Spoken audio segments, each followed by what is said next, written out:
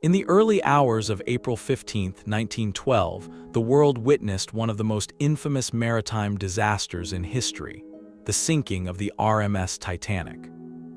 A ship hailed as unsinkable, a marvel of engineering and a floating palace of luxury, met its tragic end in the icy waters of the North Atlantic.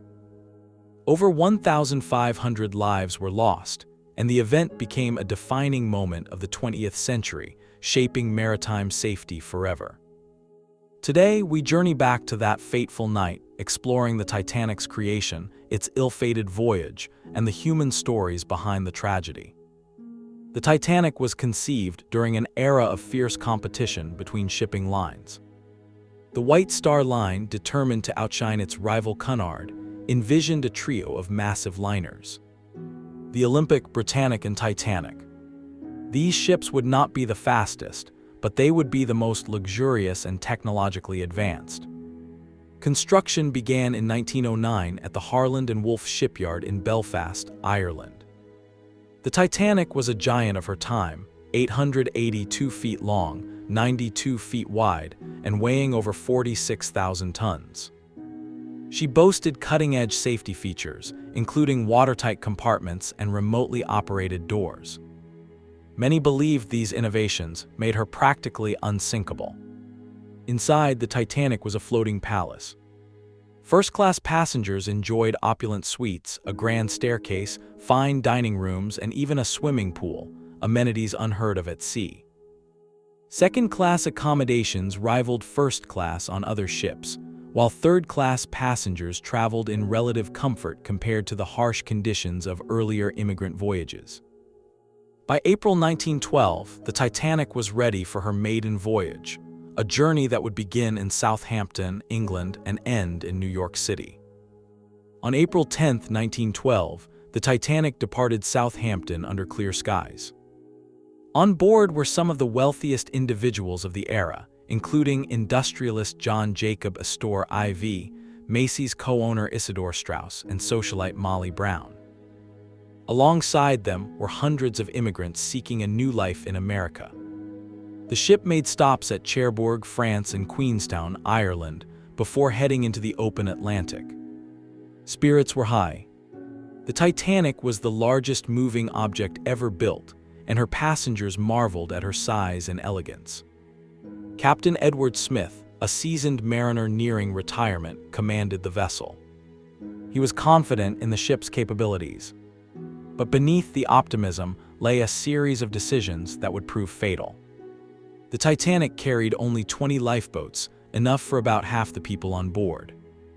Regulations at the time were outdated, requiring lifeboats based on tonnage rather than passenger capacity. Few questioned this, as the ship was considered virtually unsinkable. As the Titanic steamed westward, wireless operators Jack Phillips and Harold Bride worked tirelessly to relay passenger messages. Amid the chatter came warnings from other ships about icebergs in the North Atlantic. The SS Californian and the RMS Carpathia both sent alerts. Yet these warnings were largely ignored or delayed. The Titanic maintained her speed of 22 knots, eager to make headlines for a swift crossing. On the evening of April 14th, the sea was eerily calm, the air cold, and the stars bright. Lookouts Frederick Fleet and Reginald Lee scanned the horizon from the crow's nest, but without binoculars. They had been misplaced before departure. At 11:40 p.m., Fleet spotted a dark shape ahead. An iceberg.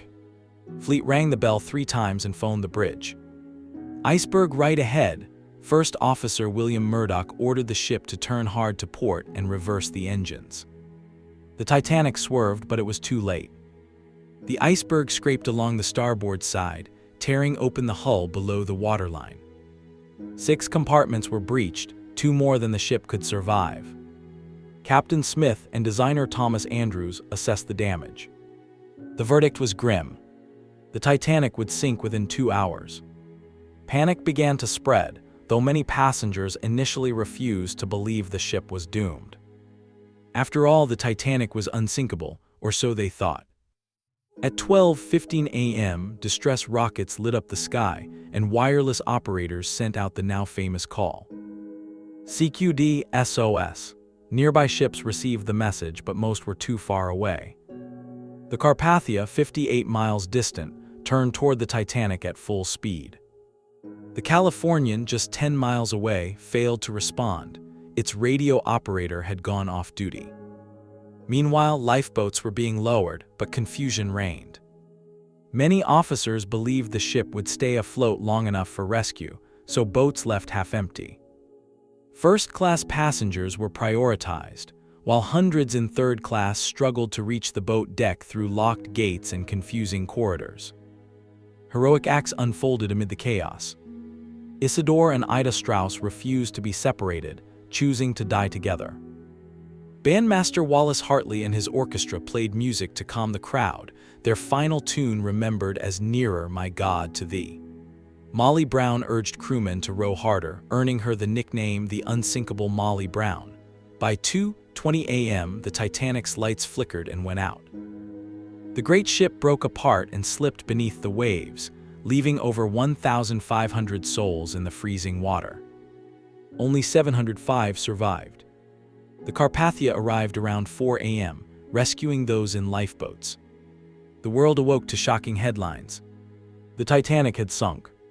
Public outrage followed, focusing on the lack of lifeboats and the failure to heed iceberg warnings. Investigations in Britain and the United States led to sweeping changes in maritime law, including mandatory lifeboats for all passengers, continuous radio watches, and the establishment of the International Ice Patrol. The Titanic became a symbol, a cautionary tale of hubris and human error. For decades, her wreck remained undiscovered, fueling myths and legends. In 1985, oceanographer Robert Ballard located the Titanic's remains nearly 13,000 feet below the surface. The discovery reignited global fascination and inspired countless books, films, and exhibitions. Today, the Titanic's story endures as a reminder of the fragility of human ambition and the enduring power of nature. The sinking of the RMS Titanic was more than a maritime disaster. It was a turning point in history. It revealed the dangers of overconfidence, the importance of safety, and the resilience of the human spirit.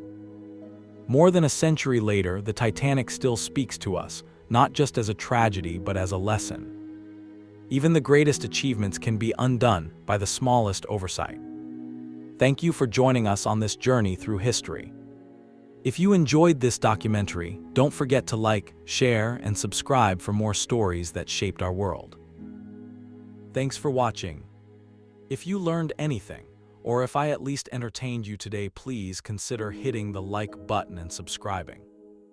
The almighty algorithm decides who gets recommended my videos based on the amount of views versus likes and subscriptions.